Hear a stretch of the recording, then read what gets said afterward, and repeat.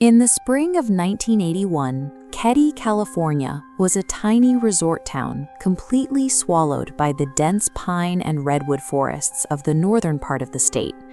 It was perfectly quiet, and it was perfectly hidden. Geography physically cut the local community off from the outside world.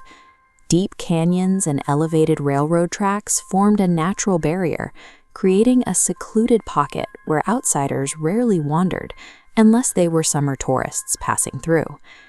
Among the locals who lived there year-round, there was an absolute culture of trust. People regularly left their doors unlocked at night. Children rode their bicycles through the dirt roads until dark without anyone worrying about where they were. Because they were so physically cut off from major cities, residents developed an intense, shared belief that nothing truly dangerous could reach them. That isolation created an illusion of total security, leaving the town entirely unprepared for a threat that was already inside their borders. Glenna Susan Sharp, known as Sue, relied on that security. After separating from her husband, she moved her 5 children into Cabin 28, a small, secluded home near the woods, hoping to build a fresh start for her family. On the evening of April 11th, the house settled in for the night. In the main living space, Sue was awake alongside her 15-year-old son, John, John's 17-year-old friend, Dana, and Sue's 12-year-old daughter, Tina. Meanwhile, 3 younger boys, Sue's sons, Rick and Greg, and their friend Justin, slept soundly in an adjacent bedroom, just a few feet away from the living room down a short wooden hallway. By sunrise, this ordinary home became a crime scene of extreme violence that would haunt investigators for decades. The catastrophic cascade of human errors following the murders allowed the killers to hide in plain sight for over 40 years, turning an unprovoked attack into a permanent failure of justice. To understand how personal the attack was, we have to look at the layout of the home. This diagram shows the overhead floor plan of Cabin 28. Sometime late in the night, someone bypassed the exterior entry points and slipped into the central living room entirely unnoticed. The attack that followed was frenzied and extremely violent. Using medical tape and electrical wire, the intruders bound Sue, John, and Dana. The killers utilized multiple weapons, including knives and a hammer, leaving overturned furniture and blood sprayed across the walls. Yet directly next door, sharing a single thin wall with this chaotic, bloody struggle, the 3 younger boys slept through the entire event unharmed. Physically, the boys survived. Emotionally, the proximity to the violence devastated them. Justin, the friend sleeping over, later described experiencing deeply disturbing, fragmented memories of the night, leaving investigators to wonder where his trauma ended and the reality of what he might have witnessed began. The geography of the cabin leaves us with a deeply unsettling spatial contradiction. 3 people fought for their lives, overturning furniture and being struck with a hammer. How do 3 children sleep through that violence through a single wall, unless the killers intentionally ensured they stayed quiet? At 7:45 the next morning, Sue's teenage daughter Sheila returned from a sleepover to find the bodies. She ran screaming to the neighbors, and within minutes, the entire town descended into uncontrolled panic. When looking at photographs from similar historical investigations, strict containment is paramount. But in Keddie, the police response was immediate and disastrous. Crowds of panicked neighbors and local officials were allowed to freely walk through the cabin, completely contaminating the blood evidence, the footprints, and the physical layout of the struggle.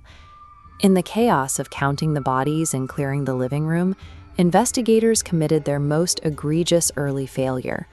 They didn't realize that 12-year-old Tina Sharp was missing from the cabin.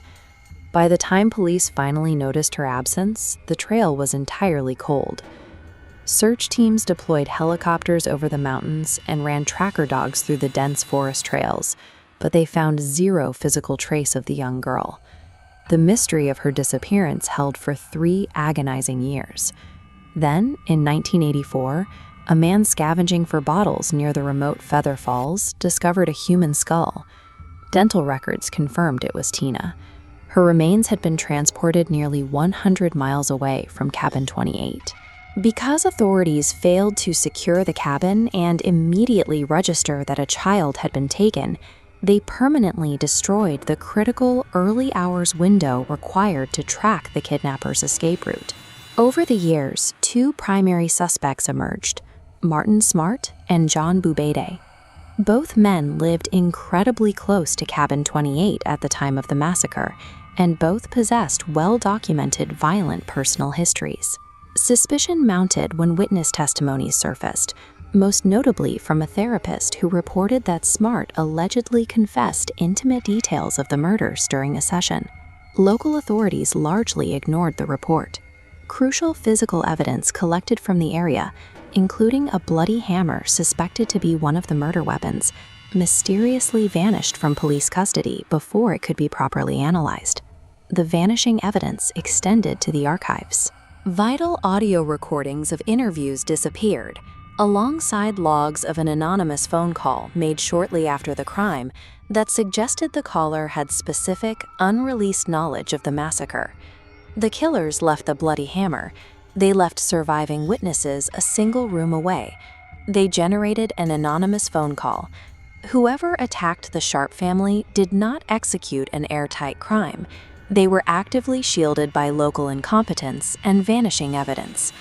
Decades later, a new generation of investigators reopened the files. They applied modern DNA profiling and advanced forensic technology to whatever surviving documents and physical traces remained from 1981. After reviewing the historical contamination, a modern sheriff made a devastating public admission. He stated openly that the Keddie murders were entirely solvable if the local police had simply handled the evidence correctly on day one. This confirmed that investigators had the tools to solve the case at the time, but failed to protect the evidence required to reach the truth. In 2004, Cabin 28 was physically demolished, erasing the last structural footprint of the crime from the town. The physical wood and nails are gone, leaving only the surrounding dirt and trees. Today, the forest around Keddie is quiet again, but the ultimate horror of the case remains. Because the initial investigation failed so completely, the people who slaughtered the Sharp family didn't have to go on the run. They likely blended right back into the local community, protected forever by the isolation, the incompetence, and the silence of a tiny mountain town. If you want to hear true events, crime-related story, hit like and do subscribe Fear Labs 99, because the next story is even darker.